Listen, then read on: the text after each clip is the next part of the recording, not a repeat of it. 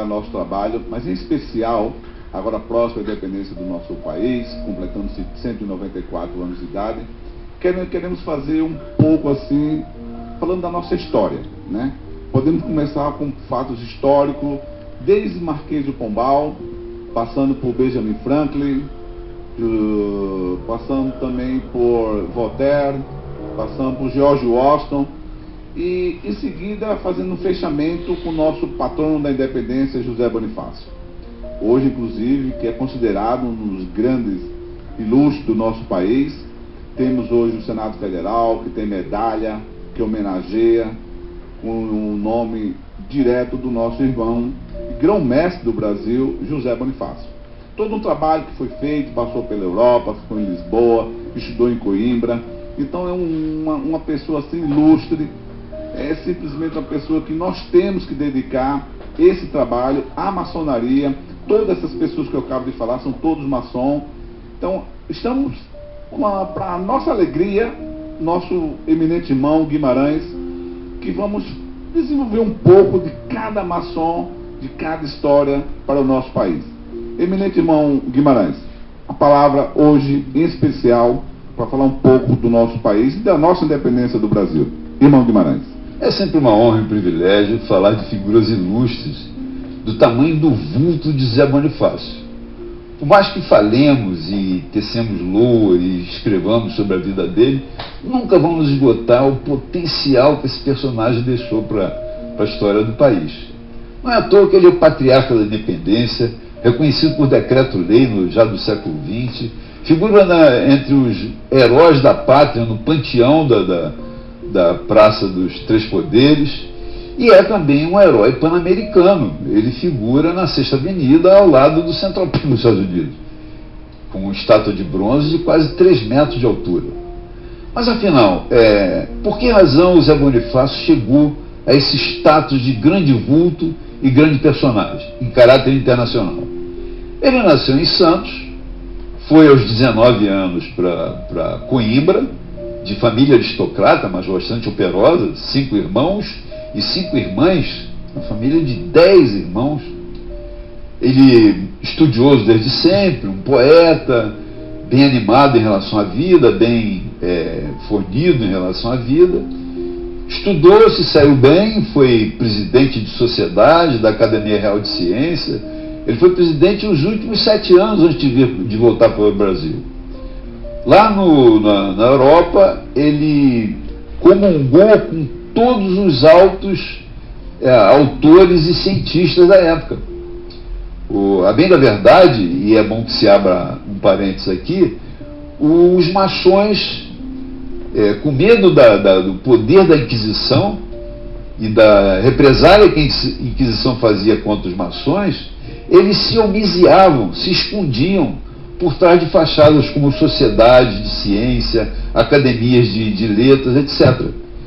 Então a Europa inteira era cheia desses casos. E foi aí que Zé Bonifácio foi um homem letrado, ele falava mais de 7 idiomas além do português, escrevia em todos eles, foi um grande cientista, renomado em toda a Europa. Até hoje é um dos maiores geólogos que o país já teve. Ele pesquisou aqui no Planalto Central pedras e estratificações geológicas que a Sociedade de Geólogos deu, em homenagem a ele, deu o nome de Andradita, uma pedra encontrada aqui. Muito bem, esse homem, ele foi contemporâneo de Marquês de Pombal. Ele chegou lá, Pombal tinha recém-falecido, mas ele sabia que Pombal era maçom. Ele foi contemporâneo de Benjamin Franklin. Ele soube in loco que Benjamin Franklin levara Voltaire pelo braço quando Voltaire foi iniciado com mais de 80 anos. Ele sabia da fama do George Washington, que transformou Filadélfia na capital dos Estados Unidos e libertou o sentimento libertário maçônico, fez com que as 13 colônias depois dos Estados Unidos se libertassem do jugo inglês. Ele sabia disso tudo, sabia da fama de Thomas Jefferson, que veio ajudar a libertação da Itália do jugo austríaco e francês. E tanto que, ao voltar, ele voltou para o Brasil já com 56 anos de idade, depois de 36 anos em solo europeu, ele voltou para contribuir com Dom João, o príncipe regente, que tinha sido guindado a Dom João VI, o rei de Portugal e Algarve, e o Reino Unido de Portugal. Naquela época, o José Bonifácio ficava simplesmente vidrado na extensão de terra que o Império Lusitano tinha. Ele ficava empolgado com o fato de o Brasil representar 8 milhões e 500 mil quilômetros quadrados e a África ser toda lusitana com 16 milhões de quilômetros. Então ele falou para Dom João VI, o nosso cuidado tem que ser com Thomas Jefferson, que é um grande conquistador. E em 1821, Dom João VI teve que voltar para Portugal. O golpe constituinte em Porto, em Lisboa, foi muito grande. Ele volta para Portugal e chama o filho, na presença de Zé Bonifácio, e diz: olha, meu filho, não deixe que um aventureiro lance mão da coroa, lance mão antes. Na cabeça de Dom João VI estava o Thomas Jefferson, que era uma figura brava, tinha sido o terceiro presidente dos Estados Unidos, foi vice-presidente de John Adams. Todos prezavam muito a maçonaria, sem ser maçom. E o Dom João José Bonifácio passou a ser um baluarte, bastante letrado, um grande intelectual, criou 2 universidades em São Paulo, que é a Universidade Parcial de Ciências Naturais e a Academia da Agronomia. E começou a controlar a burocracia. Dom Pedro rapidamente passou a confiar nele e deu um poder plenipotenciário como ministro, uma espécie de primeiro-ministro do reino. E Dom Pedro Regente foi logo convocado para voltar para Portugal. E Zé Bonifácio entrou representando todo o sul do país, estável e rico, dizendo não, ele fica. E foi o dia do fico, dia 9 de janeiro. Aí tudo começou. Porque Zé Bonifácio assumiu a liderança, ele era um tenente-coronel de grande estratégia, ele bateu as forças francesas lá no norte de Portugal, antes de vir para cá, para o Brasil. Um grande estrategista militar, intelectual, com relações em toda a Europa. Ele falava na língua que a Europa precisasse e mandava sempre cartas e dando notícia de como estava a burocracia no Brasil. Então o que ele fez? Ele panfletou em quase 18 províncias. O Brasil na época tinha 18 províncias e uma 19ª. Província é um nome certo que nós chamamos hoje de Estado erradamente. Porque os Estados não são Estados, eles dependem de Brasília. Na época as províncias dependiam de Brasília. Ele panfletou dizendo: o Dom Pedro fica no Brasil e ao completar 24 anos, no dia 12 de outubro, ele declarará a independência do Brasil. Panfletou isso. As tropas portuguesas, o quê? Independência, aí começou. O banho de sangue, as batalhas sangrentas que a história tem em esconder. As batalhas no Brasil foram sangrentas e terríveis. Então, Zé Bonifácio regimentou milícias do norte e do sul, baniu as tropas do general Jorge Ávilas, expulsou do país e disse: se tropa lusitana pisar aqui é inimigo, e vai ser tratado como inimigo. E aí ele começou, junto com a princesa Leopoldina, uma mulher de altíssima cultura, encontrou em Zé Bonifácio um irmão gêmeo em matéria de intelectualidade, e começaram a fazer cabeça de Dom Pedro para que ele declarasse a independência. E de fato, em 7 de setembro, a notícia que vinha do Porto é que o pai dizia: meu filho, já não aguento mais, você vai ter que voltar para Portugal. E Zé Bonifácio escreveu: é a hora, o senhor está em território lusitano, em território paulista, porque ele tinha um amante em Santos, Marquesa de Santos. Ele vinha subindo em 7 de setembro, passando mal, com desarranjo intestinal, chega o correio militar, com a carta do Zé Bonifácio: é agora, você já está em território paulista, e é o melhor lugar para declarar a independência, que o resto está conflituoso. E a princesa Leopoldina: siga a ideia desse homem, que ele é um grande estrategista. Aí ele, com raiva, arrancou o chapéu, ele tinha acabado de vir do mato, e não tem aquela história de cavalo baio, bonito, nem aquele monte de gente, aquilo é cena. Na realidade, ele ficou zangado e disse: vou ficar independente, mesmo com a morte, ficar independente de Portugal. E veio voltando para o Rio, com calma.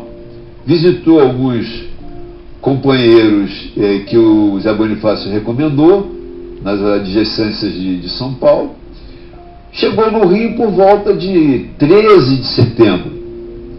Por um erro de calendário, eles disseram que o presidente do colegiado maçônico tinha feito uma diatribe, tinha feito um grande manifesto exigindo a independência.